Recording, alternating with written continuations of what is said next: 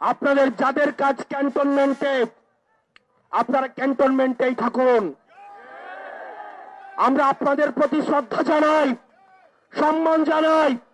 দেশের সার্বভৌমত্ব রক্ষার ক্ষেত্রে আপনাদের যে অবদান রয়েছে সেটাকে আমরা স্বীকার করে নেই। কিন্তু আমরা বলতে চাই, রাজনৈতিক পরিমণ্ডলে আপনারা ক্যান্টনমেন্ট থেকে গত 16টা বছর যেভাবে নগ্ন হস্তক্ষেপ করেছেন,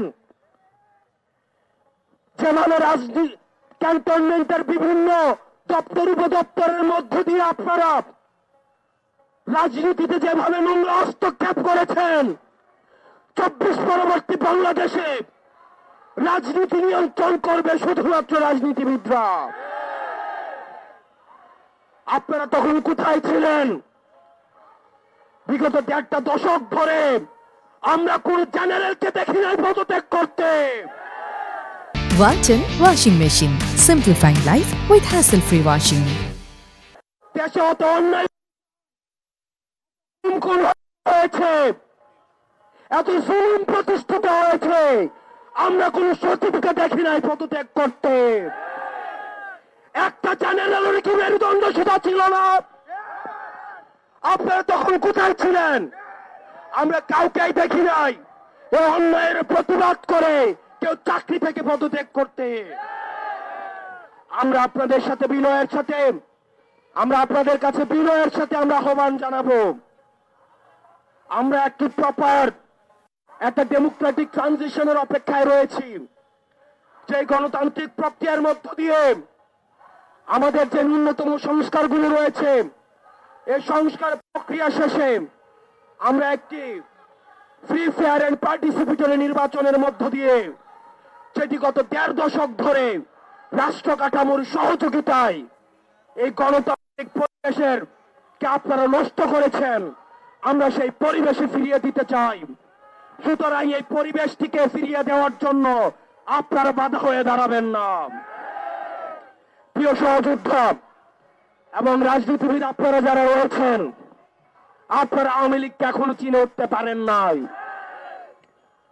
শহীদ জিয়াউর রহমান আওয়ামী লীগকে পুনর্বাসন করেছিলেন, উনাকে তার জীবন দিয়ে সেই দায় মেটাতে হয়েছে।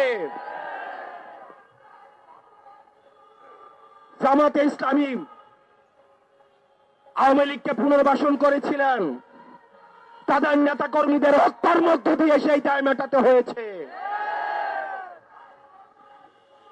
বিভিন্ন ষড়যন্ত্রের মাধ্যমে 2009 সালে আওয়ামী লীগ আবার পুনর্বাসিত হয়েছে।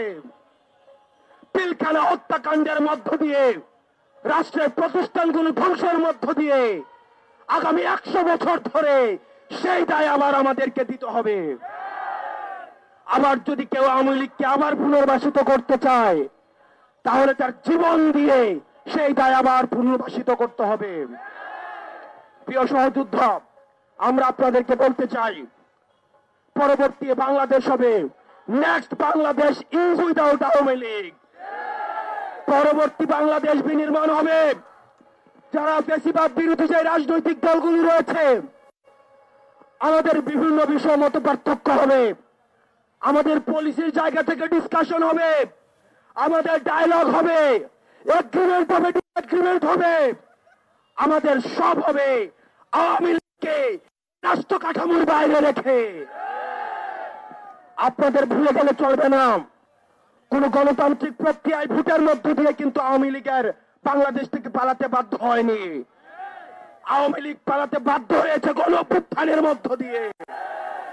পৃথিবীর ইতিহাসে কোথাও কোন নজির নেই, গণঅভ্যুত্থানের মধ্য দিয়ে যারা পালাতে বাধ্য হয় তাদেরকে আবার নির্বাচনে ফিরিয়ে নিয়ে আসা হয়। সুতরাং আওয়ামী লীগের পতন হয়েছে 5ই আগস্ট। 5ই আগস্ট চূড়ান্ত সিদ্ধান্ত হয়ে গিয়েছে, আওয়ামী লীগের নাম, আওয়ামী লীগের মার্কা এবং আওয়ামী লীগের আদর্শ এই বাংলাদেশের রাজনীতি করার অধিকার হারিয়েছে। অন্তর্বর্তীকালীন সরকারের কাছে আহ্বান জানাবো, আমরা আপনাদের কাছে যে আশা করেছিলাম, এখনো পর্যন্ত আপনাদের দৃশ্যমান পদক্ষেপ আপনারা দেখতে পাইনি।